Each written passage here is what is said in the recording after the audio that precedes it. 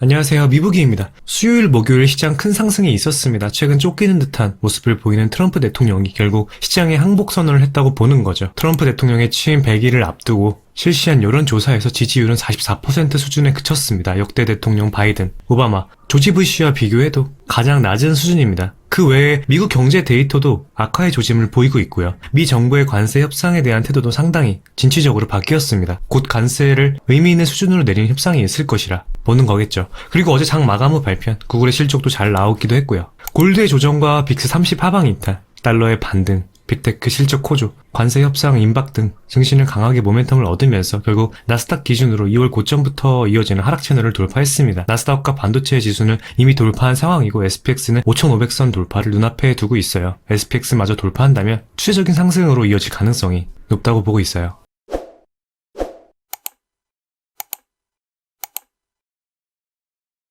어제 특징 섹터라고 하면 반도체를 꼽을 수 있습니다. TXN과 텍사스 인스트루먼트와 램 리서치의 실적을 바탕으로 강력한 모멘텀을 얻었어요. 관세에 대한 불확실성 속에도 좋은 실적을 발표했고 가이던스도 나쁘지는 않았죠. 반도체 지수 SOXX는 2거래일 연속 갭상승을 만들어내면서 재차 4월 9일 고가 수준까지 올라왔습니다. 동시에 21선과 저항선을 장대 양봉으로 돌파했고요. 매수세의 양상 자체도 기존의 불안했던 흐름과는 다르게 상당히 안정적으로 모멘텀을 구축했습니다. 충분히 추가 상승에 대한 가능성을 생각할 수 있는 자리라고 보고 있어요. 다만 이대로 완전히 V자 반등해서 한 번에 정배열로 전환할 수 있는지에 대해서는 불분명하다고 봅니다. 나스닥과 SOXX 모두 하락 추세를 돌파하긴 했지만 여전히 장기 이평선이 위쪽에 자리하고 있는 역배열 추세에 있습니다. 21선에서 적어도 한 번은 큰 저항을 맞이할 가능성이 높다고 봐요. SOXX 기준으로는 209 수준이에요. 작년에 형성했던 장기 박스권 하단과 맞물리는 라인입니다. 해당 라인을 레버리지 SOXL로 치환하면 17달러 수준이라 보시면 좋을 것 같아요. 여기서 하방으로는 21선을 이탈하지 않는 것이 중요하다고 봐요. 만약 21선을 이탈한다면 휩소 가능성 배제할 수 없습니다.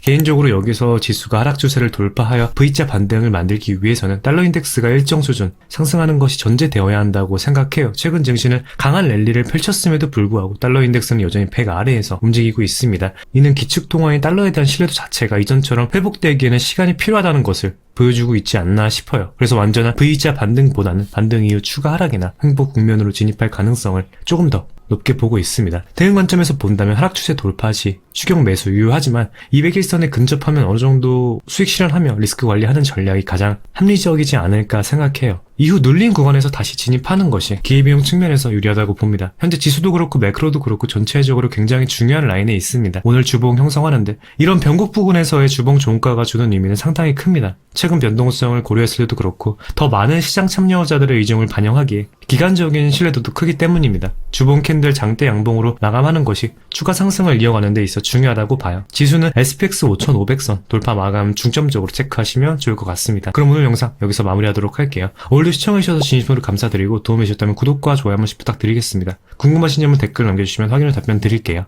감사합니다.